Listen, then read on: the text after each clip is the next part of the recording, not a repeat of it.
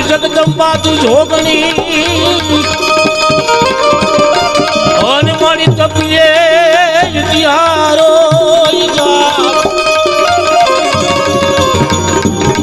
પણ મારી અખાંડ તારા દીવા બળે અરે રે તો પરગટ આપોયા ભાઈ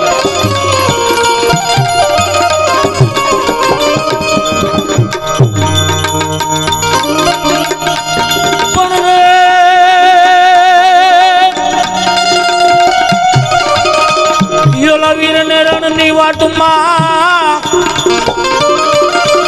અને જે જી એને કાયર જીવ કરે એ તો એને એ કહેજો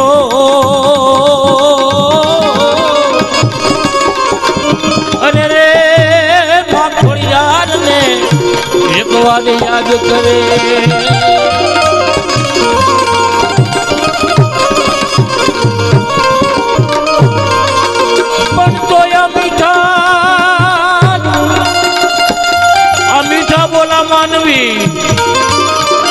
અને બાપુ જેથી જગ છોડીને જાય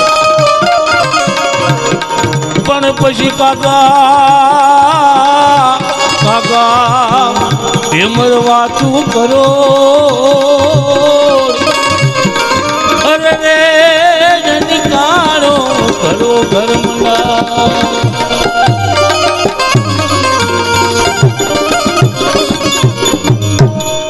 મીઠા બોલા માનવી જેથી જગ છોડીને જાય તેથી કાકા કે એની કાણો ઘર ઘર મંડાય. સાહેબ આજ હું ને તમે એક એવા પ્રસંગે ભેળા છે કે આપણા પરિવારમાંથી આપણા સમાજમાંથી કે આપણા ઉમણીઓ ગામમાંથી જે વ્યક્તિ આપણી વચ્ચે નથી સાહેબ. મને તમને છોડીને એક પંખીડું નીકળી જાય ને પંખીનું ખાલું દેખાતું હોય એની પાછળનો આ પ્રવાહ જે એ નિમિત્તે આપણે સંતવાણી ભજનો આમ તો ભજન જ હોવું જોઈએ પણ આ તો ભાગ્યે અમે 3 સાહિત્યકાર ભેળા થઈ ગયા એક બરાબર 2 બરાબર પણ 3 આની પાછળ ભજન જ હોવું જોઈએ પણ સાહિત્યમાં એ સારી વાત છે. તિલુદાનભાઈએ જે વાત કરી એ બહુ માર્મિક વાત કરી અને નાજાભાઈએ જે વાત કરી એ બહુ માંડીને વાત કરી કે જે જીવાત્માને લાગુ પડે કે જે જીવાત્માને એક શ્રદ્ધાંજલિના શબ્દોમાં જેણે શબ્દોનો ઉપકાર કર્યો છે એ શબ્દોની તાકાત છે અને ભજન ભજન છે સાહેબ. દીપક બાપુએ શરૂઆત ધૂનથી કરી કે દિવ્ય આત્માની પાછળ એને શાંતિ મળે એવી પ્રાર્થના કરી એની પાછળ ભજન કર્યા અને અમારે નરેશભાઈ મિસ્ત્રી પ્રાણલાલ વ્યાજ્યા પછી આપણને એવું લાગે કે ફરી વખત એને ખોલી આવ્યો. એ જ રીડ ને એ જ વાત પ્રાણલાલ મેં બહુ સાંભળ્યો નરેશભાઈ. હા પણ જે આત્માને આપણે શ્રદ્ધાંજલિ નીપે બાપુ માણસનું જીવન કેવું હોય પીપળાના પાને શરૂ થાય ને તુલસીના પાને પૂરું થઈ જાય. વિચાર તો કરો છે. અને દીકરો જ્યારે આપણે ઘરે જન્મે ત્યારે બાપ એનો દાખલો લેવા જાય કે મારે ઘરે દીકરાનો જન્મ થયો અને બાપ જ્યારે મરે ત્યારે એ જ દીકરો પાછો મરણ દાખલો લેવા જાય કે મારા પિતાજીનું અવસાન થયું. નથી આપણે મરણનો દાખલો કઢાવી શકતા કે નથી જન્મનો કઢાવી શકતા પણ છતાં આપણે કેટલા અભિમાનમાં ફરીએ છીએ સાહેબ. આપણી તાકાતદારની વાત છે. આ તો અખિલ બ્રહ્માંડના નાથને ખબર હોય સાહેબ. તો એ આત્માની વચ્ચે જે આપણી વચ્ચે આત્મા નથી એ આપણે કૃષ્ણ પરમાત્મા સૌદ બ્રહ્માંડના નાથને એ દ્વારકાધીશને પ્રાર્થના કરવાની છે કે હે મારા વાલા અમારી વચ્ચેથી તારી પાસે એક જે આત્મા આવ્યો ને તારા શરણોમાં લેજે મારા બાપ. અને એમાંય આમાતાનું જીવન આખું ગામ જાણે છે કે જેનો નિકાલસ સ્વભાવ, નિકાલસ જેની વાત, કોઈ સળ નહીં, કોઈ કપટ નહીં, નાના હારે નાના, મોટા હારે મોટા ને વડીલ હારે વડીલ, આવું જીવન જીવીને જે માણસ નીકળી જાય ને એ જ ભાગ્યશાળી ગણાય સાહેબ. વિશેષ તો કાંઈ આપણો પરિવાર હોય, થોડું ઘણું આમ તેમ હોય,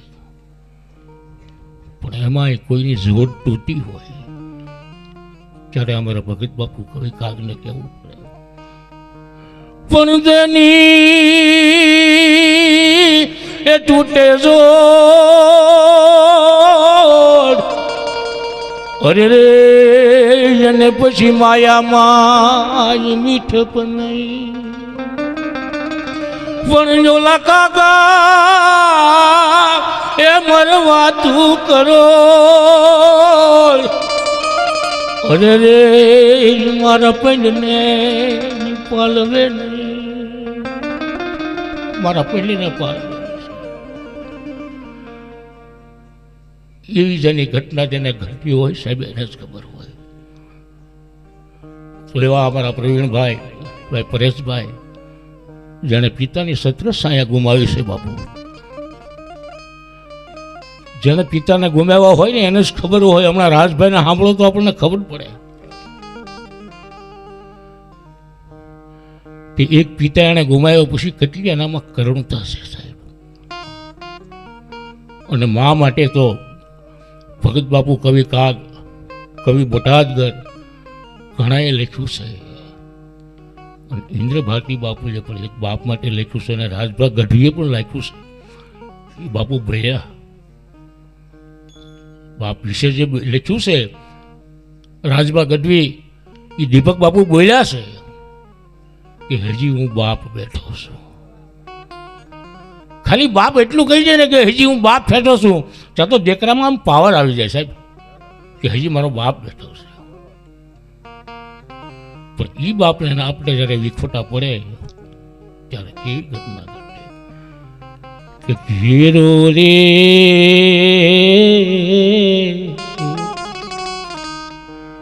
એ વડલો ને ઘેરી સાયડી રેલો,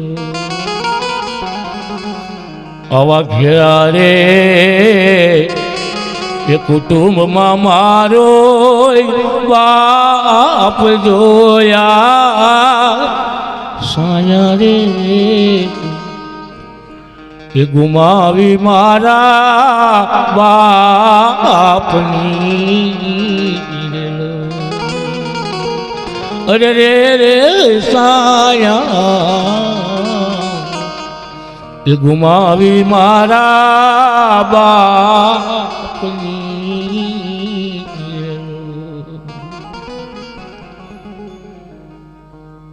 જેણે આંગળી રે એ પકડીને હું તો ચાલતો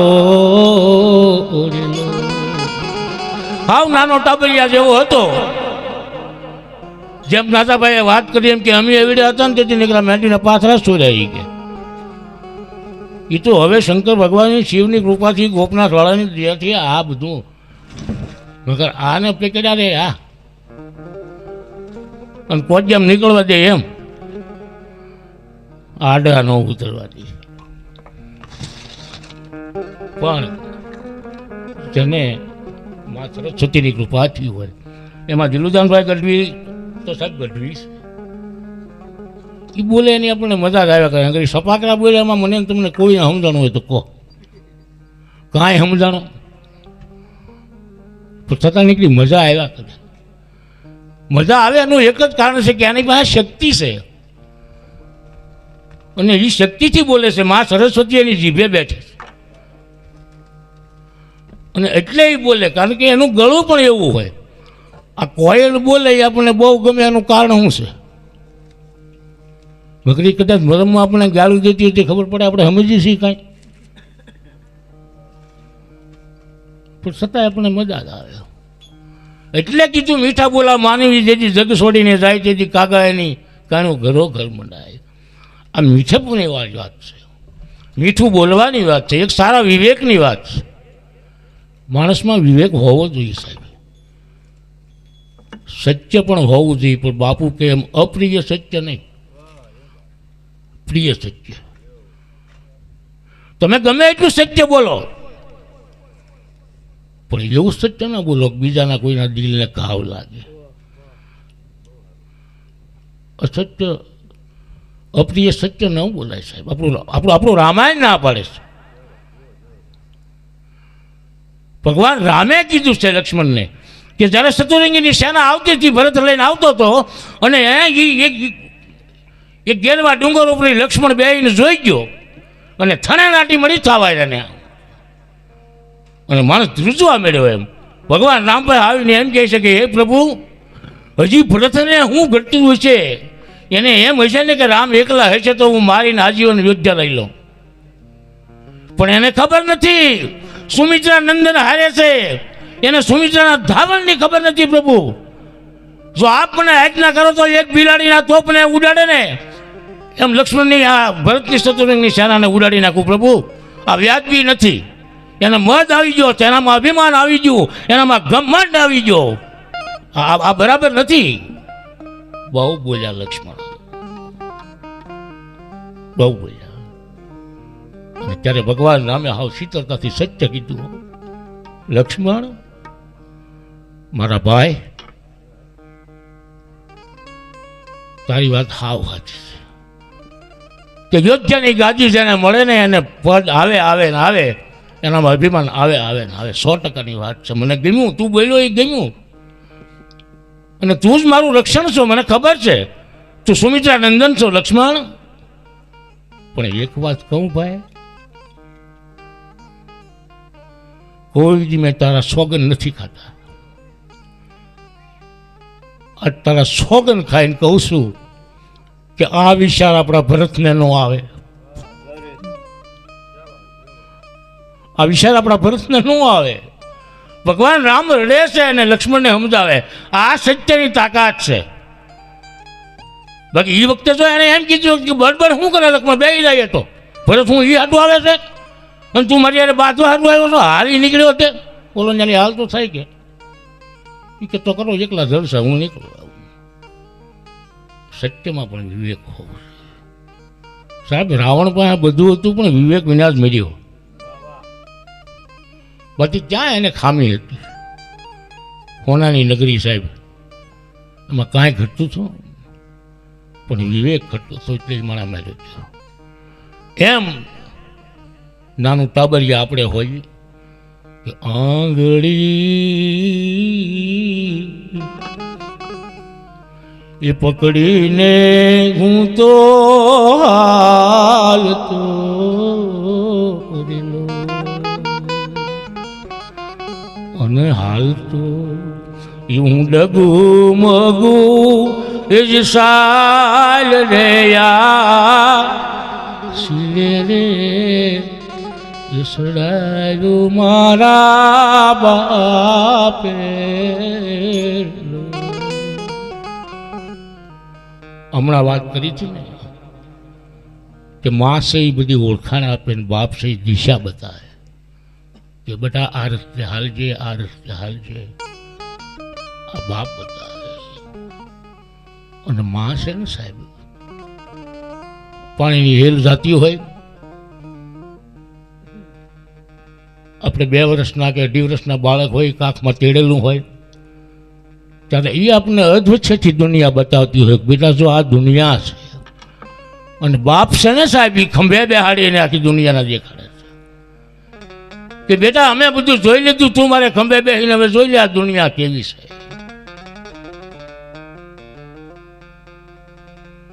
એ બાપની તાકાત છે.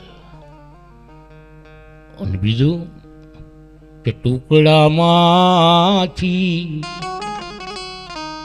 એ જી ટુકડો કરી આપતો એક ટુકડો રળીને લાવ્યો હોય ને તો એમલી મને મારો બાપ આપી દે તો લે બેટા તું જમી લે કે બાપુ તમે જમ્યા તો કે હા બેટા હું જમ્યો. અમુક જગ્યાએ ખોટું બોલીએ ને તો પાપ ન લાગે. સાધુ સંતોએ પણ સ્વીટ આપી છે. દીકરાને જમાડવા માટે બાપ કદાચ ખોટું બોલી જાય કે હા બેટા હું જમી લીધો તું જમી લે, આ બાપની તાકાત છે. કે ટુકડામાંથી એ જ ટુકડો કરી આપતો એ મને ભૂખ્યો ન રાખ્યો, એને દિવસ ને રાત જોયા ઘેરો એ વડલો ને ઘેરી સાંયળી. અરે રે ઘેરો એ વડલો ને ઘેરી સાંયળી.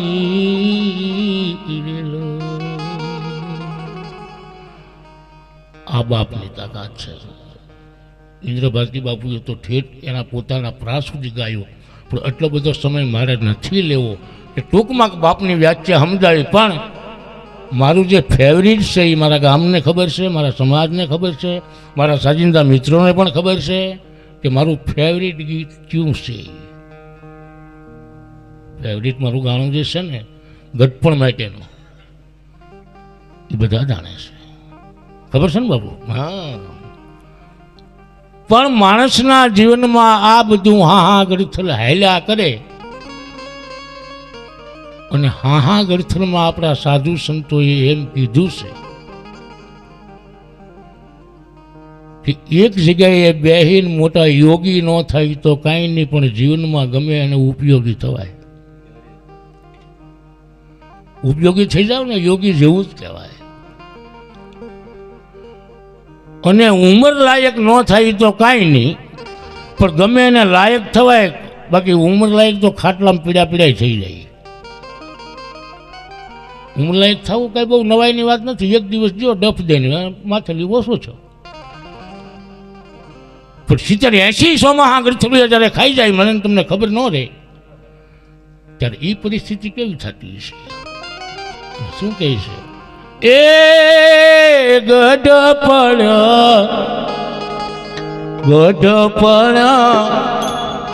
ઘોડે ચડીને ઘર જાયું રે ગઢપણ. હા બાપુ.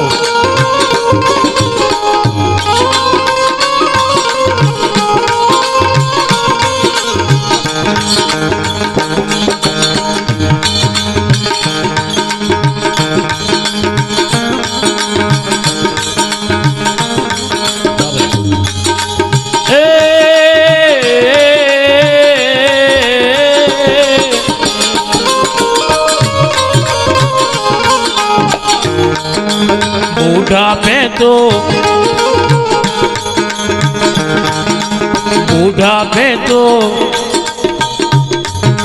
ધોળા નિશાન બતાવ્યા રે. બુઢાપે તો બુઢાપે તો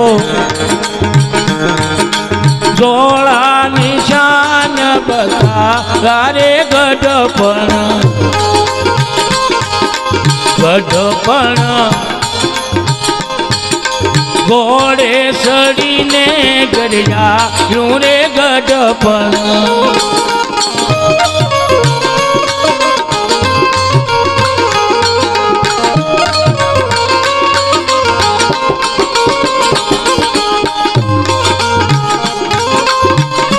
હા બાપુ.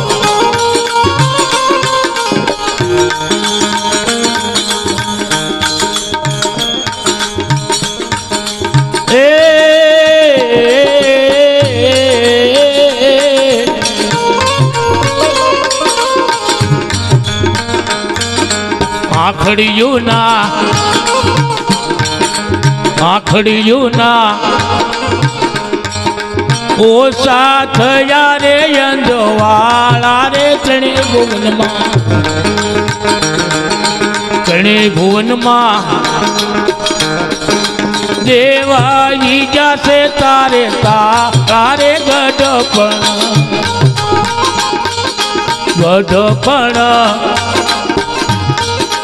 ઘોડે ચડીને ગરજાયું રે ગઢપણ. આંખના અંજવાળા ઓછા થઈ જાય સાહેબ,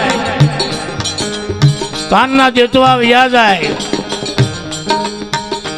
થોડો અંધાપો આવી જાય, થોડુંક સાંભળવાનું ઓછું થઈ જાય. પછી કોઈએ કીધું હોય કે બાપા મજામાં ને, હું કીધું બાપ આ પરિસ્થિતિ થઈ જાય છે, ગઢપણ છે. તો બહુ ભાગ્યશાળી માણસ હોય એ વખતે વળી અને પરિવારને આશીર્વાદ આપી નીકળી જાય કે બેટા જાઓ છો. આ ગઢપણની તાકાત છે. અને નહીતર તો આપણા સંતોએ કીધું છે કે જરૂર છે જેના જીવતરની એને કોઈ જીવવા દેતા નથી ને જીવે છે મોતના વાંકે એને કોઈ મરવા દેતા નથી.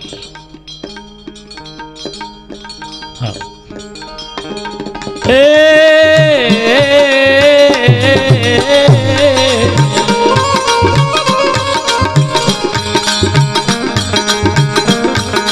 ડગમગ ડોલે ડગમગ ડોલે ડગમગ ડોલે ડગમગ ડોલે દાપણ ડાયા તારું ડાચું રે ડગમગ ડોલે ડગમગ ડોલે દાપણ ડાયા તારું ડાચું રે ગઢપણ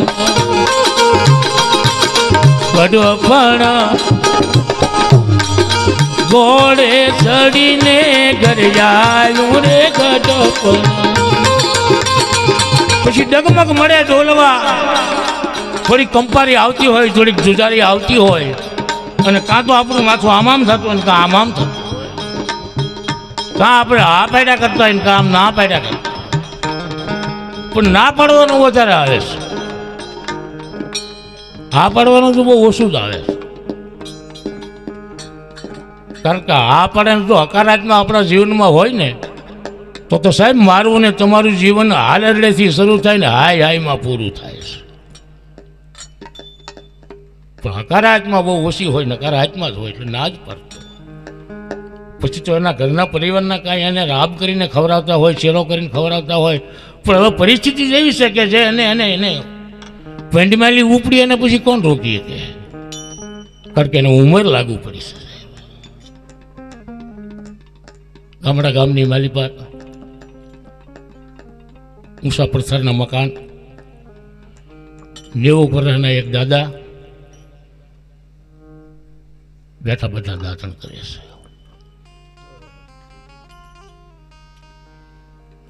એ દાદા જ્યાં દાંતણ કરે ત્યાં એના દીકરાના ઘરના જે રોટલા પકાવતા હતા, રોટલા બનાવતા હતા, અને ત્યાં એક બેન એનો દીકરો નિશાળે ગયો, ત્યાંથી ફરિયાદ લઈને આવ્યા એનો કાન પકડીને,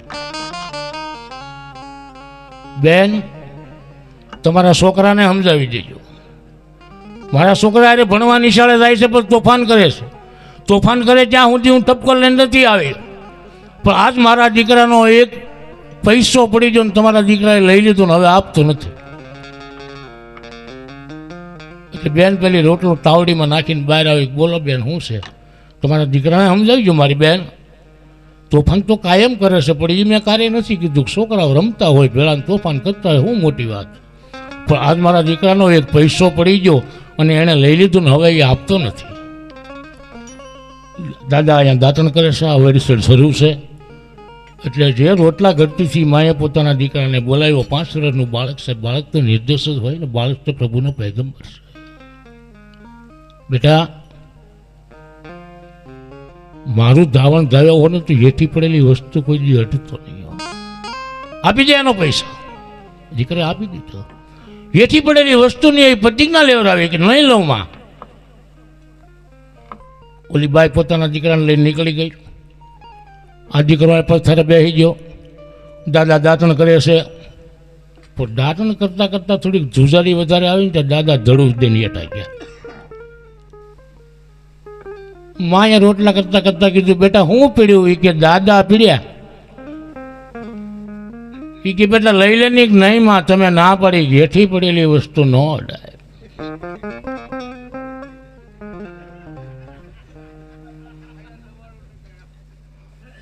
આ સંસ્કારો નથી સાહેબ.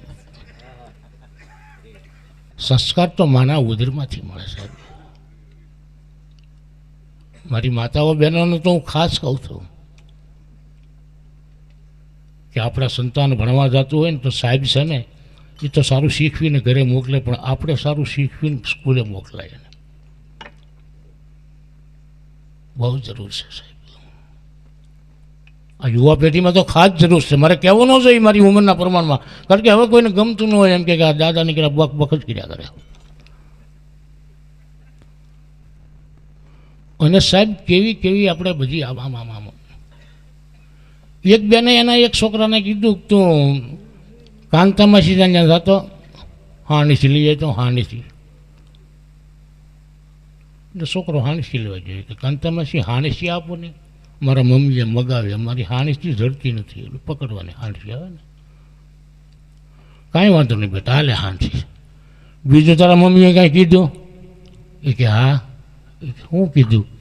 એ કે કાંતા બાડી ના પાડે ને તો શાંતા કાકી પાસે જાય છે. બાળક તો હોય એવું જ કહી દે ને બાપુ.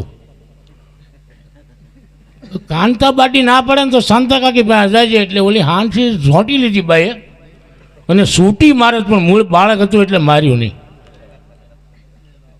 આવી શિખામણ લઈને બાળકને પણ ન મોકલાય. હા, નહીં તો થાય કેવું, એક ભાઈ એમ કે મને 100 રૂપિયા કોઈક ઉછીના આપો નહીં, 100 રૂપિયા ઉછીના આપો નહીં. તેના દાદા જેવા એમ કે ભાઈ અમે તને ઓળખતા નથી. એ કે ઓળખે એ કોઈ દેતા નથી. હાંકડ તો છે જ બધી રીતે, ઓળખતા નથી આપવાના નથી, ઓળખે એ આપવાના નથી. એટલે જીવન આપણું આખું હાહાગરથલમાં જાય. એટલે ખાસ બહેનોને થોડુંક સારું શીખવાડજો, તમારા બાળકને થોડાક સારા સંસ્કાર આપજો, એને આપણા વડવાઓની ઓળખાણ આપજો સાહેબ. અને કીધું છે આપણે શિવાજી વખતે જીજામાએ કેવા સંસ્કારો આપ્યા છે. એ વખત કેટલી હદે એને કીધું હશે કે આખું હિન્દુસ્તાન રાખવા માટે એને જન્મ આપ્યો હોય તો એમ કહેવું તો એમ કહેવાય. અને એ એમ કીધું છે ટૂંકમાં 2 કડી, હજી 2 કડી આમાં બાકી છે, આની 2 કડી લઈ લો. એ જીયા ભમાયું ગે એ ચાંદલો ને જીજા બાજ ને આવ્યા બાળ રે. એ જીજા બાજ ને આવ્યા બાળુડા ને માત સોળે. એ જ ધણાણાણાણાણ ડુંગરા ડોલે. શિવાજીને નીંદરું નાવે માતાજી જાબાય ચુલાવે. માતાજી જાબાય ચુલાવે. અને શું કહીશ પાછું? પેટમાં પોઢીને એ મારા બાળક તું મારા પેટમાં પડ્યો હતો અને જ્યારે 5 મહિનાનો થયો હતો, આ પેટમાં પોઢીને એ જ સાંભળેલી શિવે રામ લક્ષ્મણની વાત. એ જ પેટમાં પોઢી એ સાંભળેલી બાળે રામ લક્ષ્મણની વાત રે. શિવે રામ લક્ષ્મણની આજ માતાજીને મુકતે દીઠી. એ જી ઉડી એની ઊંઘ તેજીથી. આમ જ્યાં માતાજીનું મુખ જોયું ને સાહેબ, ઘોડિયામાં પીડા પીડા શિવાજીની ઊંઘ ઉડી ગઈ. કારણ કે પોતાના પેટમાં ગર્ભ હતો ને, ત્યારથી એણે રામ લક્ષ્મણની વાત સંભળાવી છે. એટલે ખાસ આ મોબાઈલે પહોંચાડી વાળો બાપુ. સમાજ 18 વર્ણ હોય, પણ મોબાઈલે મારો ને તમારો બુહાડી ટીવી હતા ત્યાં સુધી સારું હતું, પણ મોબાઈલ તો કોઈ હાથ એવો ન હોય, કોઈના હાથમાં મોબાઈલ ન હોય. વિચાર તો કરો. અમારા માયા ઘણી વખત એમ કહે છે સાહિત્યમાં કે માં જગદંબા હોય, નવદુર્ગા હોય, જેને હજારો હાથ હોય, હજારો હાથમાં નોખા નોખા હથિયાર હોય, કારણ કે એને રાક્ષસોનો સંહાર કરવો છે, ભક્તોની વાર કરવી છે, પણ 1000 હાથમાં એકે હાથમાં મોબાઈલ તો નહોતો જ. અને કોઈ દ્રશ્ય જોયું હોય તો કહેજો. આ જીજાબાઈ શીખવાડે છે. અને શું કહે છે? એ જી ધાવજો રે મારા, એ જી ધાવજો રે એ મારા પેટ પોઢી તમે ખૂબ, એ ધરાજીને યાદ રે તમે ખૂબ ધરાજીને યાદ. કાલે તારા રણ ભેલુડા, એ ખાવાની રે મુઠ્ઠી ધાનની વેળા. જ્યારે તારા યુદ્ધ ખેલાય ને બેટા, એક મુઠ્ઠી ધાન ખાવું હોય છે તો તને નહીં મળે. આ ધાવવું એટલું ધાવી લે મારા બાપ, પેટ ભરીને ધાવી લે. આ માના સંસ્કાર છે, માને સંસ્કાર. અને માવુંને છે ને ખરેખર છોકરાઓને મારે સમય ખરેખર બધાના મને નથી લેવો, પણ મારી માતાઓ બેઠી છે પાછળ, અમારા સાધુ સંતો બેઠા છે, એટલે મને કહેવાય જાય છે માં છે ને માં છે. એક માં રોટલા ઘટતી ઘટતી 7-8 વર્ષનો દીકરો પાસે બેઠો કે હમણાં મમ્મી જો રોટલો બન, આ મમ્મીએ જ ભૂહાડી વાળ્યો છે. બાકી તો બાપુ બોલ્યા હતા ને કે માં કહેતા મુખ ઉગડે ને બાપ કહેતા પીડાય. હવે આ મમ્મીમાં તો નથી ઉગડતું, નથી પીડાતો. હાવ હાવ મમ્મી એટલે પાછા મો, હા હાવ ડેડ બોડીમાં લઈ લીધા. બને ત્યાં સુધી વગર અમારે કાનજી બાપા કહેતા હોય, જે તે સમયમાં જ્યારે પરમ પૂજ્ય મોરારી બાપુ ભાગવત કથા બેહાડતા ને ત્યારે કાનજી બાપા, લાખાભાઈ ગઢવી, ભીખુદાનભાઈ ગઢવી, આ બધા કલાકારો જ્યારે આવતા ને ત્યારે કાનજી બાપા એમ કહેતા, બાપા વિદેશમાં જાય એનો મને કોઈ ખટકો નથી. બાપુ આપણા અહીંના જે વિદેશ જાય ને એનો મને કોઈ ખટકો નથી. એ ભલે જાય, મારી 5 વર્ષની આયુષ આપી દો, પણ બાપુ એક વસ્તુ બહુ ખટકે છે. અને એ વસ્તુ બાપુ કઈ ખટકે ખબર? એ નાની ખૂટલા અહીંયા લેતા આવે ને એની ખાનદાની ત્યાં મૂકતા આવે. આ ખટકો છે બાપુ. અને પાછા કેવી ખૂટલાઈ લાવે છે. ગામડાની અંદર આંટો મારે, આજુબાજુ ખોરડા ઉપર જોવે, દિવાલોમાં જોવે, અને એમ કહે છે કે આપણે વિદેશી ગયા પછી તો આપણા ગામડાએ પણ ઘણા સુધરી ગયા. કે કઈ રીતે સુધર્યા છે ભાઈ? અરે જો આપણા ગામના પશુ, ગાયું ભેંસું બધા સુધરી જાય, દિવાલે પોજળા કરે છે. દિવાલે પોજળા નથી તમારી માવુએ સાણા થાપ્યા. આ ખૂટલાય લઈને આવે પાછા, અને ખાનદાની બધી ન્યા મૂકતા આવે. એટલે ખાસ હા, કારણ કે માહોલ એવો છે એટલે મારે તમને બહુ હાસ્ય ઉપર નથી લાવવા, અને હાસ્ય મારા માટે બહુ સારું ન લાગે. ઉંમર થઈ ગઈ ને ભાઈ, હાસ્ય તો નાજાતા કરાવીએ કે પછી અમારે ભાઈ જીલુદાનભાઈ ગઢવી એ સપાકરામાં ઘણું ઘણું મને તમને આમ ભૂહાડીઓ વાળતા હતા કે મારા દીકરા સાંભળો હોય તમે. હા, એટલે હાસ્ય નથી બહુ લેવું, પણ આ ગઢપણની પરિસ્થિતિ જ્યારે આવે ને ત્યારે દશા આવી થાય. એ ડગમગ ડોલે, ડગમગ ડગમગ ડગમગ ડોલે, ડાપણ ડાયા તારું ડાસું રે ડગમગ ડોલે.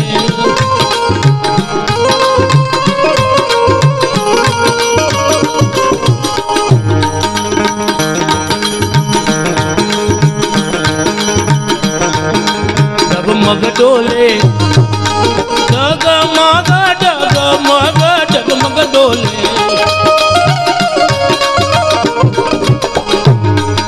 ડગમગ ડોલે પણ ડાયા તારુડા સુરે ગઢપણ ઘોડે સડીને ગરયા રે ગઢપણ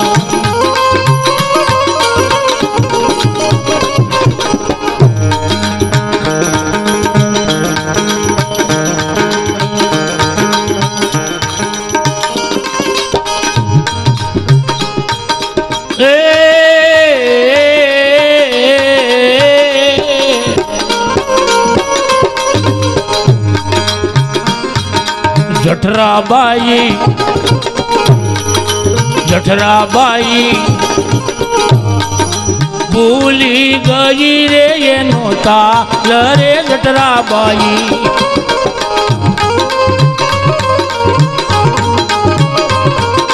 જઠરાબાઈ ભૂલી ગઈ રે એનો તાલ રે તોય ન કીધો તોય ન કીધો સીતા કે રામનો ઘરે તોય ન કીધો તોય ન કીધો